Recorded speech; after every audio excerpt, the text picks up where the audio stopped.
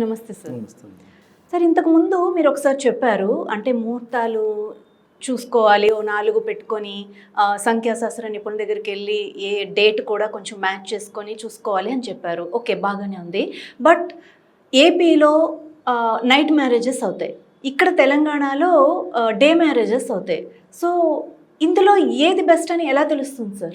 అలా అని కాదమ్మా, ఏ మ్యారేజ్ అయినా అది నైట్ అయినా మార్నింగ్ అయినా ఎప్పుడైనా కానీ date is the main important. Date and time is the most important. Okay, ఆ డేట్ చూసుకోవాలి, ఆ టైం చూసుకోవాలి. అంటే ఇక్కడ ఎక్కడైనా డే నైట్ 2:12 ఉంటుంది, ఏదైనా కానీ మారిద్ది కదా. ఇప్పుడు 12 దాటితే డేట్ మారిపోయిద్ది. ఓకే, ఆ మారిన డేట్ చూసుకుంటాం, ఈ 12 లోపు ఉంటే ఈ డేట్ చూసుకుంటాం, అంతే అనమాట. ఎక్కడైనా కానీ అదే ఉంటుంది. ముహూర్త బలం ప్లస్ డేట్ యొక్క బలం చూసుకొని, డేటే కాదు టోటల్ డేట్ కూడా చూసుకోవాలి, ప్లస్ టైం కూడా చూసుకోవాలి, ప్లస్ టైం కూడా చూసుకోవాలి. ఇలా అన్ని విధాలా చూసుకొని చేసుకుంటే వీటినే ఏం లేదమ్మా, దీన్నే జాగ్రత్త అంటారు. ఒక పద్ధతి ఏర్పడింది జీవితంలో.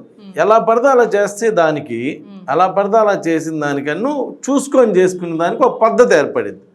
అప్పుడు ఏంటంటే ఎలా పడితే అలా చేసేవాళ్ళు ఎలా అయినా చేసేస్తారు. ఇలా చూసుకుంటున్నారంటే ఒక 5 నిమిషాలు ఆగుతున్నారని, ఒక 5 నిమిషాలు ఆగితే కరెక్ట్ డెసిషన్ వస్తుంది.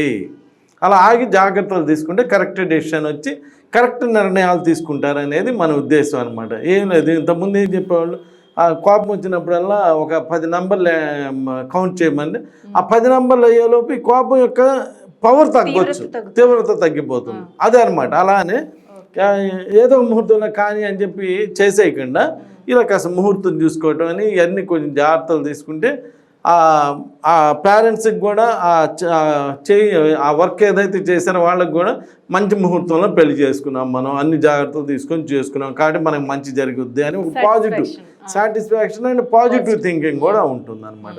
ఇవన్నీ అది కాక మనం ఫలానా పంతులు గారి దగ్గరే పెట్టించుకున్నాం, ఆయన అయితే బాగా పెడతాడు, అలా అది కూడా ఒక పాజిటివ్నెస్ ఉంటుంది అనమాట. ఇలా ఇవన్నీ చేసుకుంటే చాలా మంచిగా మన జీవితాన్ని ముందుకెళ్ళడానికి అవకాశం ఉంటుంది.